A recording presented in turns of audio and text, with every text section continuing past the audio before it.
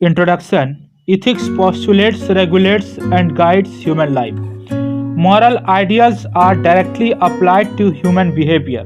What is more intimately connected to practical side of philosophical discourse is ethical deliberation. As human consciousness is in a process of becoming human person is becoming moral, is human basically a moral being is a crucial question to be reflected in this context. In continuous quest for truth about human reality, ethics plays an important role. Human person is in a never-ending search of oneself. The more one becomes conscious of oneself, the more he see is oneself. The emergence of moral precept for human conduct has this background. What and how a human person is and should be form the fundamental moral precept. Ethical codes cannot be deduced or inferred from mere logical ideas and abstract speculation of what should be and what ought to be etc. Human concrete existence is more than logic and ideas. If anything is to regulate human life, it has to be in close proximity with everyday experience of humans. Ethics as both normative and applied needs to be mutually enriching each other with complementary function. Law, rules, regulation, directives, guidelines, do and don't revolves around the discipline of ethics. The progressive development of human consciousness is intimately connected to the growth of moral consciousness from caveman to modern human person. Human person both is and becomes to be. Every person is and is in becoming. Everyone is both essence and existence, act and potency, act in potency, spirit, body, and free, yet existentially situated. Human person is both and in oneself and for others. Dynamics of morality depends on the new situation and the new responses on the fundamental of ethics. This dialectical tension is the ongoing process. Moral law is out of the tension between the is and the out, between intuition and experience, or the priori and the posteriori, between the static and the dynamic, the constant and the variable, and the absolute and the relative. In the language of moral philosophers, moral law includes not only general and abstract rules of action, example, do good and avoid evil, but also concrete moral precept. Ethics is the philosophical treatise which studies human behavior and tries to determine what is right or wrong behavior. It is also called moral philosophy. Our study of ethics is also conditioned by some philosophical assumptions such as the possibility of meta-empirical knowledge, the ontological structure of reality, and man as a rational and free being. In short, ethics attempts to understand what is right and what is not, and to see the possibility of practical conduct from these objective norms. Let us begin our study of nature and scope of ethics by understanding what we mean by moral law. But two things need to be clarified before we raise the question with which we are concerned here. First, the moral law is called law only metaphorically, or if one prefers analogically, the primary meaning of law is a rule of action promulgated by him/her who is in charge of a community in view of the common good. This is called positive law. If the legislator is considered to be God, it is divine positive law. If the legislator is human person, and it is human positive law.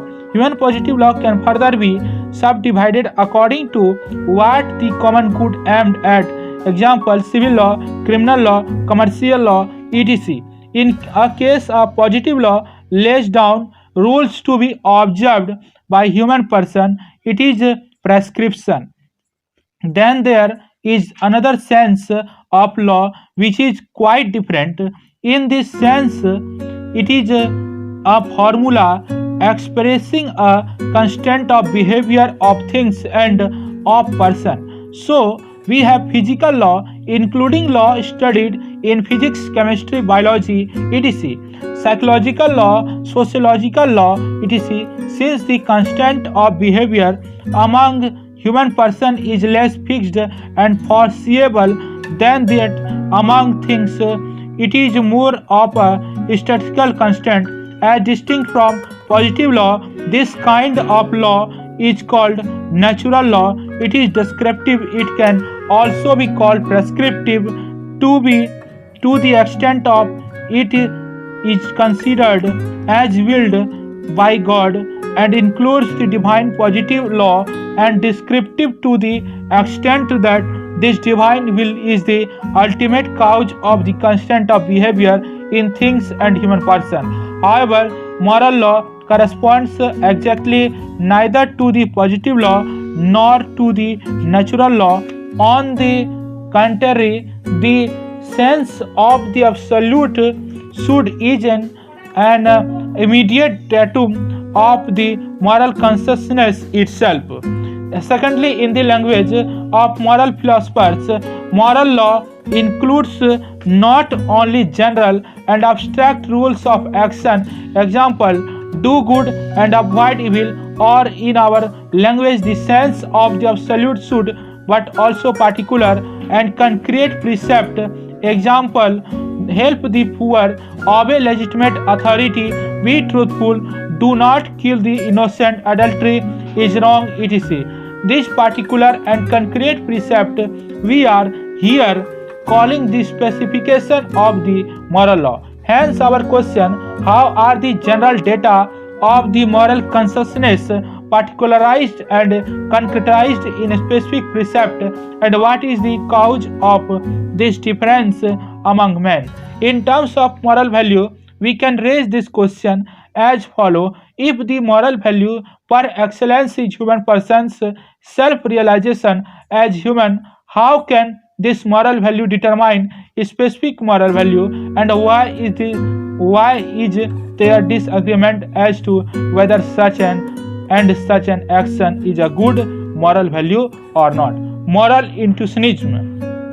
All deontological theory agree that there must exist some rule or law which enforces moral value, and that it is natural to human person, intuitively known. There is then an element of intuition in all of them, no matter how they conceive of it and the way they approach it, whether as conscience, outcome, logos, stoics, moral sense, satisfactory, the a priori categorical imperative, Kant, right reason, the Thomas Aquinas, and Swaraj. This element of moral intuition is also found in the teleological theories, whether implicitly or even explicitly. It is implicitly found in the concept of atraxia, Epicurus, in that of eudaimonia, Aristotle, and explicitly in the concept of right reason, Hobbes, in the conscience's feeling of mankind, Mill. And in fact, the idea of moral obligation is prominent in an ethical theory, the more explicit becomes the recourse to this element of intuition or direct perception. This element of intuition is strongly emphasized by metaphysics, who maintain that moral language is objective and therefore informative. But here again they differ as to what the object of this moral intuition is. This difference is explainable by the difference in their metaethical theories regarding the meaning of moral good. Hence, for some, this object is the rightness of a specific act carried preached. For others, it is a kind of moral property, simple and indefinable in non-moral terms Murray. For others, it is a general principle. Example: the principle of utility itself, side Sidgwick, or a set of principle. Example: the prima facie duties of fidelity, reparation, gratitude, justice, beneficence, self-improvement, and non-maleficence. Ross. In ethics, the philosophy which insists on the necessity of moral intuition is called ethical intuitionism. But even the most insistent of all moral philosophers on this element of intuition in the moral consciousness, namely Kant, not only does not deny but on the contrary explicitly states that the moral judgment includes elements derived from experience, which are therefore a posteriori as opposed to the a priori element. Kant denies the possibility of deriving particular and concrete moral precept from the concept of practical reason alone. For this, the study of human nature is necessary. Similarly, Thomas Aquinas distinguishes between the first principle of the synthesis, which are self-evident, intuitively known by all, and which cannot be deleted from the human heart, and the secondary and more specific principle, which are derived from the former, as if by way of conclusion from premises. What is implied here is that this secondary principle requires reflection. Thomas speaks of the difficulty involved in applying general principle to concrete cases, even though principle, whether theoretical or practical, can be evident in themselves. They may not be so evident to us, and this is due, according to Thomas, to wrong persuasion on the part of human person. Saurage is perhaps even more explicit in his doctrine that even the secondary principle, which like the primary are self-evident in themselves, require a certain amount of thought and experience. This is truer of the tertiary principle, which require study and discursive thought, but all moral principle can be derived from self-evident principle. One notable difference between Thomas and Saurage is that the former derives the concrete principle in a way corresponding to human, is that the former derives the concrete principle in a way corresponding to human person natural inclination. The latter drives them in a way corresponding to a legal system. For Saurage, this precept have their immediate norm, the good of human nature. The need of experience and reflection is similarly, indeed even more insisted upon by contemporary ethicists. Why this greater insistence? Human person in search of himself oblique herself. What we are dealing with here is to see whether a general principle such as serious promises should not be lightly broken is self-evident and therefore be counted among the first principle intuitively known by everybody. If yes, how is it derived from the very first self-evident principle that good is to be done, evil is to be avoided? Is it merely by a kind of logical deduction? And if it is self-evident in itself but not known by all, is it because of some accidental reason such as ignorance or bad habit?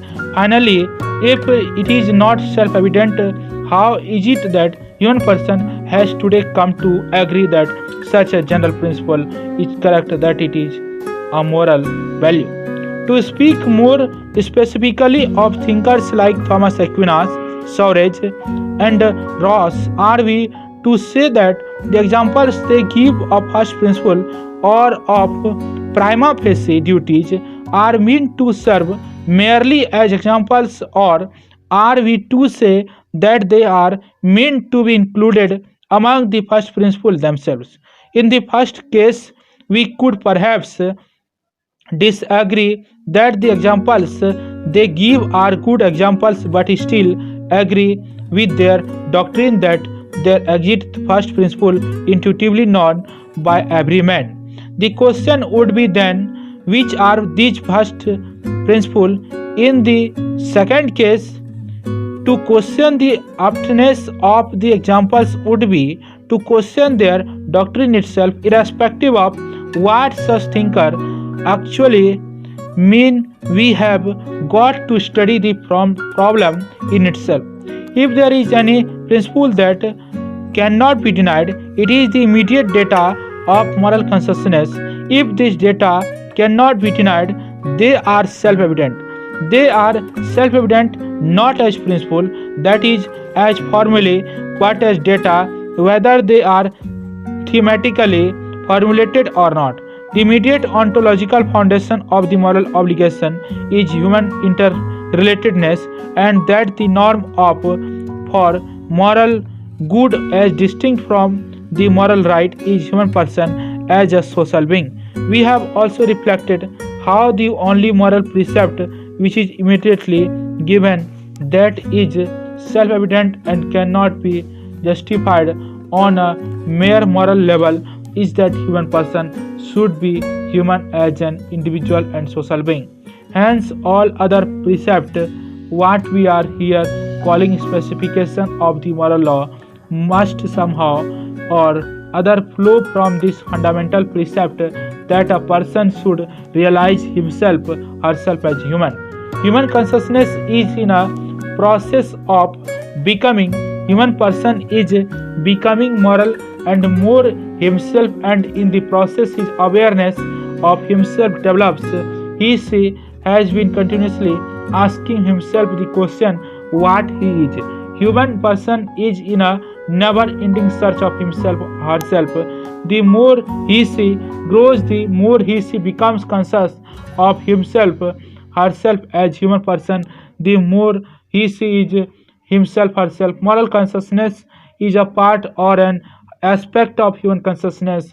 The more human person becomes himself herself, the more she becomes conscious of what she should be. This leads to the emergence of moral precept specifying ever more clearly the conduct of human person. Hence, the moral precept, moral value flow from the first fundamental moral precept that human person should be himself herself. The moral value per excellence, not by way of mere logical deduction or of mere mediate inference. The former are related to the latter not simply as logical conclusion or as implicitly correlated to their premises.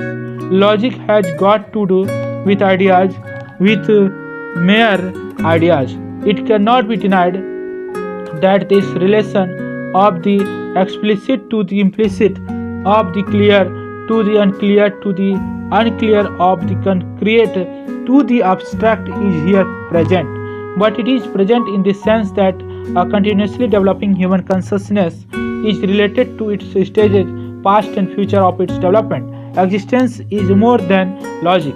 If what we are saying about the progressive development of human consciousness and therefore of moral consciousness is true, one can easily understand the development of morals from the caveman to modern human person, from ancient slavery to the Universal Declaration of Human Rights, which was approved without a dissenting voice in the United Nations General Assembly in 1948.